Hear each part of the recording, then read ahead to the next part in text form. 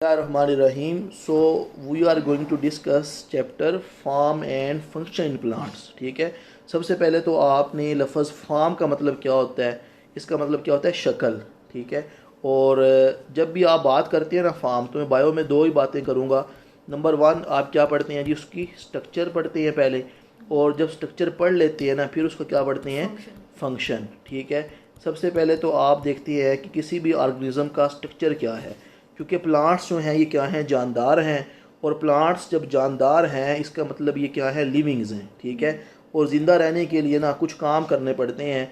तो प्लांट्स जो हैं वो ज़िंदा रहने के लिए क्या करेंगे, कुछ फंक्शन परफॉर्म करेंगे. अब अपने जहन में आप ये रिपीट करें कि जितने भी जानदार हैं उनको ज़िंदा रहने के लिए क्या करना पड़ता है जी. नंबर वन आप कहेंगे सर खाना पड़ता है. ठीक है, सो प्लांट्स को ज़िंदा रहने के लिए क्या करना पड़ेगा, न्यूट्रिशन जो है इन प्लांट्स का मतलब है कि वो तमाम तरीके जो प्लांट अप्लाई करेगा क्या करने के लिए, इनटेक करने के लिए, किसका, वाटर का, मिनरल्स का, और किस तरह फूड बनाएगा. ठीक है, वो सारा न्यूट्रिशन इन प्लांट्स में आ जाएगा. फिर दूसरे नंबर पे जितने भी जानदार होते हैं जिनमें ज़िंदगी होती है ना, वो गैसों का तबादला करते हैं. ठीक है, मतलब जिस तरह हम इंसान है ना, हम क्या करते हैं, ऑक्सीजन को इनहेल करते हैं. ठीक है, और कार्बन डाइऑक्साइड को क्या करते हैं, एक्सहेल करते हैं. ठीक है, उसके अलावा हमारे अंदर क्या होती है जी, रेस्पिरेशन हो रही होती है. ठीक है, जितनी भी फूड है उसको हम ऑक्सीजन की मौजूदगी में तोड़ते हैं. ठीक है, तो प्लांट्स भी रेस्पिरेशन करते हैं, और प्लांट्स भी रेस्पिरेशन करते हैं 24 घंटे, हम भी करते हैं. ठीक है, और प्लांट्स क्या करते हैं जी, कार्बन डाइऑक्साइड को इस्तेमाल करके क्या करते हैं जी, फोटोसिंथेसिस करते हैं. ठीक है, तो गैसियस एक्सचेंज हम पढ़ेंगे इस चैप्टर में, न्यूट्रिशन इन प्लांट पढ़ेंगे, फिर ट्रांसपोर्ट इन प्लांट की बात करेंगे कि प्लांट्स की जड़ें नीचे होती हैं. ठीक है, और जो है वो स्टेम ऊपर है, तो पानी नीचे से आता है, और स्टेम जो है उसके बाद ऊपर जो है वो क्या होती हैं, लीव्स भी होते हैं, टहनियाँ होती हैं, टहनियों के ऊपर लीव्स भी हैं. ठीक है, अब कहते हैं जो लीव्स है ना ये क्या करती हैं जी, ये फोटोसिंथेसिस करेंगे. क्या करेंगे, फोटोसिंथेसिस करेंगे. और फोटो का मतलब लाइट, सिंथेसिस का मतलब तैयारी, किसकी तैयारी, लाइट की मौजूदगी में फूड की तैयारी. और फूड तैयार करने के बाद सारी खुद नहीं इस्तेमाल करते बल्कि बाकी पार्ट्स को भी देते हैं. ठीक है, इसी तरह जो रूट्स से जो पानी जाएगा जाइलम के ज़रिए, ठीक है, वो भी बच्चे नीचे से ऊपर जाएगा. इसका मतलब पौधों को भी चीज़ों को एक जगह से दूसरी जगह में ले जाने की ज़रूरत है. तो हम ट्रांसपोर्ट इन प्लांट कैसे होती है, वो पानी को कैसे ऊपर ले जाते हैं, खाना किस तरह डिस्ट्रीब्यूट करते हैं, स्टोमेटा कैसे ओपन और क्लोज होते हैं, और ऑर्गेनिक मैटर कैसे ऊपर से नीचे जाते हैं, सारा हम इस चैप्टर में पढ़ेंगे.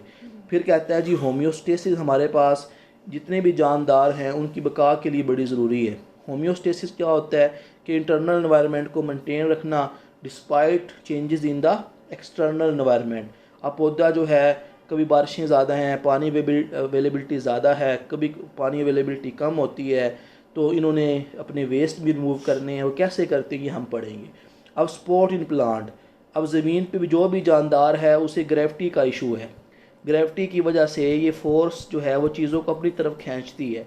अब इतने लंबे पौधे हैं, वो कहीं ज़मीन पे ना लेट जाएं, तूफ़ान आता है और आंधी आती है तो पौधे गिरते नहीं हैं. तो इसके लिए देखेंगे जिस तरह इंसान के अंदर स्केलेटन है ना, पौधों के पास सपोर्ट के लिए क्या है जी, जाइलम है, फ्लोएम है, सेकेंडरी टिशू है, वो हम देख लेंगे. ठीक है, फिर है जी ग्रोथ और डेवलपमेंट, जितने भी जानदार हैं वो ग्रो करते हैं, तो पौधे भी जानदार हैं, तो पौधों में ग्रोथ हैं, डेवलपमेंट देखेंगे. उसके अलावा ग्रोथ रिस्पॉन्स देखेंगे वो किस तरह का है.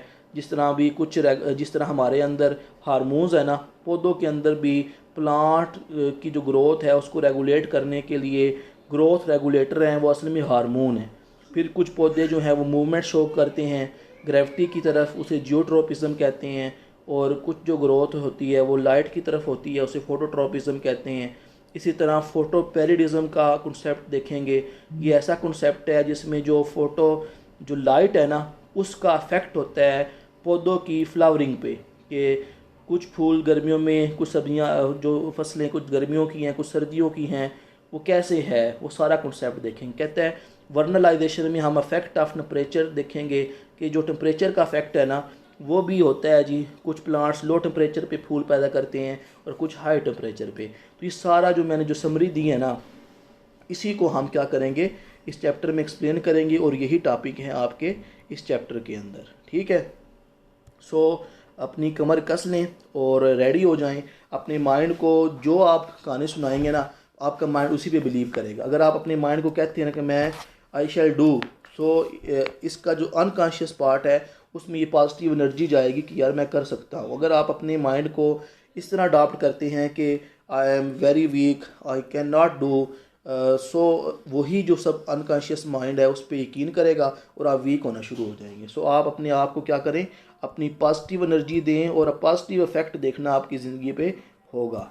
ठीक है, तो बात करते हैं कि हमारे पास ये जो न्यूट्रिशन है ना, ये एक बहुत अहम प्रोसेस है।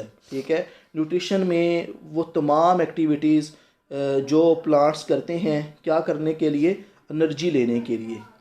एनर्जी लेने के लिए वो तमाम प्रोसेस जो प्लांट्स यूज़ करेंगे वो क्या है जी, न्यूट्रिशन है। ठीक है, और जिस सब्सटेंस को इस्तेमाल करेंगे एनर्जी लेने के लिए वो क्या है, न्यूट्रिएंट्स हैं। वो क्या हैं, न्यूट्रिएंट्स हैं। ठीक है, सो वेरियस मेटाबॉलिक एक्टिविटीज़ जो प्लांट इस्तेमाल करते हैं एनर्जी को, न्यूट्रिएंट्स को अपटेक करने के लिए और न्यूट्रिएंट्स को यूटिलाइज़ करके एनर्जी बनाने के लिए, उसको बच्चे क्या कहते हैं, न्यूट्रिशन। ठीक हो गया, ये आसान सा है। तो अब कहता है कि हमारे पास न्यूट्रिशन इन प्लांट्स में कहता है कि तकरीबन 16 ऐसे एलिमेंट्स हैं जो पाए जाते हैं किसके अंदर, प्लांट्स के अंदर। ठीक है, इसमें कुछ ऐसे हैं जो ज़्यादा पाए जाते हैं, वो क्या हैं जी, मैक्रो न्यूट्रिएंट्स, और जो कम पाए जाते हैं वो कौन से हैं, माइक्रो। सॉरी, कहता है जो हमारे पास है ना 16, इसमें से कहता है तकरीबन 9 ऐसे हैं जो ज़्यादा होते हैं, वो मैक्रो हैं। वो कौन कौन से हैं, कहता है जी, carbon, hydrogen, oxygen, nitrogen, phosphorus, potassium, sulphur, calcium and magnesium. और 16 में से 9 निकालें, बाकी 7 बच गए। तो 7 क्या है, 7 माइक्रो न्यूट्रिएंट हैं। तो इसमें बच्चे हमारे पास आयरन है, बोरॉन है, मैग्नीज है, कॉपर है, मोलिब्डेनम है, क्लोरीन है और जिंक है। तो कहता है कि हमारे पास ये टेबल भी है, आप इस टेबल से देख लेना। ठीक है जी। उसके अलावा कहता है कि ये जो हमारे पास है ना प्लांट्स, अब ये थोड़ा सा टेबल, अब ये जो टेबल है ये आपने कर लेना सारा, कि ये जो हमारे पास माइक्रो हैं इनका क्या काम है और माइक्रो जो हैं इनका क्या काम है। उसके अलावा कहता है कि अगर ये जो न्यूट्रिएंट्स हैं ना, माइक्रो या मैक्रो, इनकी अगर डेफिशिएंसी हो जाए, इनकी क्या हो जाए, कमी हो जाए ना, तो आपको क्या हो जाएंगी, डेफिशिएंसी डिजीज़ हो जाएगी। आपको नहीं बल्कि आपके पौधों को। ठीक है, क्या हो जाएंगी, डेफिशिएंसी डिजीज़ हो जाएगी। और जो डेफिशिएंसी डिजीज़ है ना, इसमें प्लांट्स की क्या होगी, ग्रोथ इफेक्ट होगी। ठीक है, फॉर एग्जांपल कहता है कि अगर आपके पास जो है ना ये चीज़ें नहीं है ना, तो डेफिशिएंसी ऑफ इन न्यूट्रिशन की वजह से आपके जो पौधे हैं ना वो मरना शुरू हो जाएंगे। इसे कहते हैं नेक्रोसिस। क्या कहते हैं, नेक्रोसिस।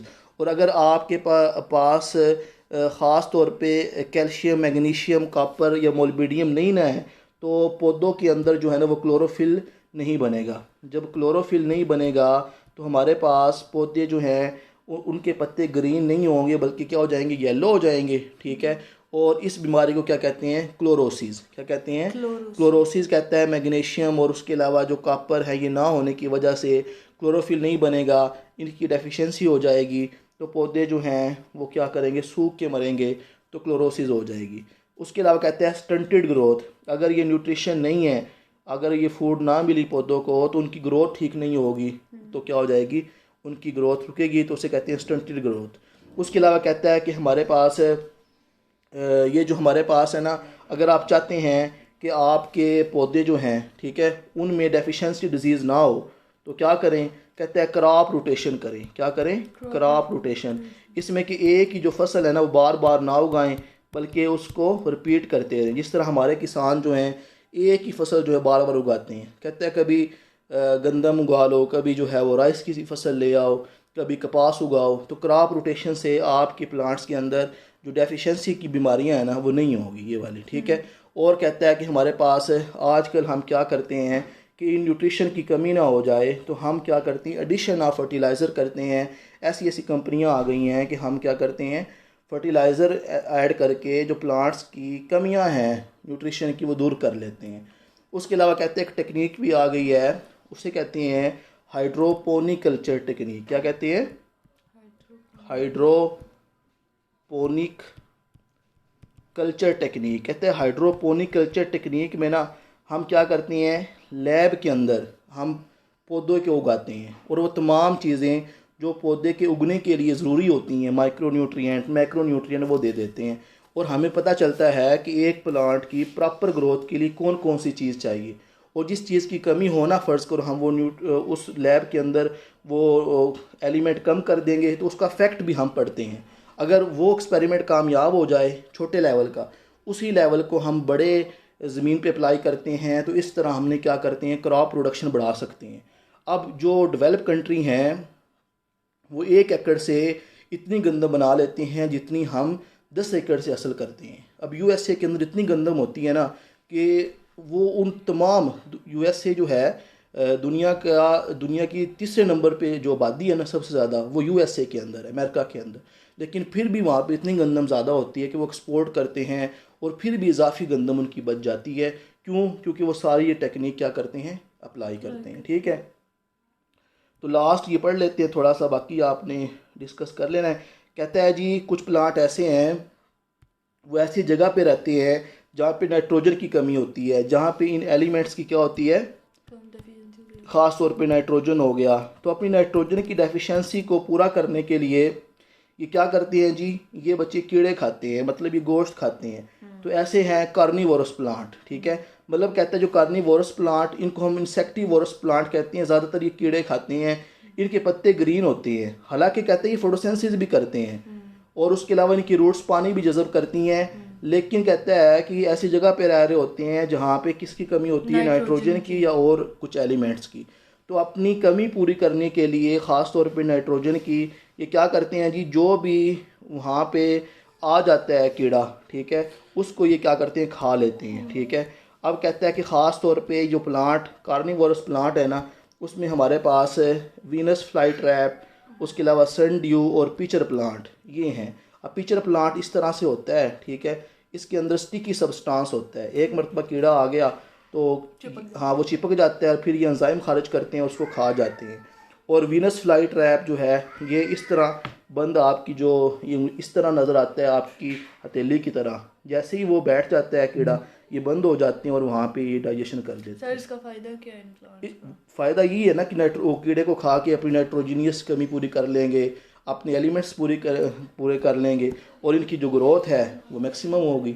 जितने भी ग्रोथ से हमें क्या फ़ायदा? इनकी ग्रोथ से हमें फ़ायदा है कि हमें बैलेंस करके देते हैं, ऑक्सीजन प्रोड्यूस करते हैं। ठीक है, इकोसिस्टम है, मतलब कोई भी चीज़ बिगड़े इकोसिस्टम इफेक्ट होगा, नेचर का उसूल है। ठीक है, तो कीड़े भी ज़्यादा हो गए तब भी मसला है। ठीक है, तो ये बस आपने कर लेना है। बाकी इंशाल्लाह नेक्स्ट लेक्चर में हम जो है वो गैसियस एक्सचेंज और बाकी जो है वो डिस्कस करेंगे। ठीक है, अल्लाह हाफिज़।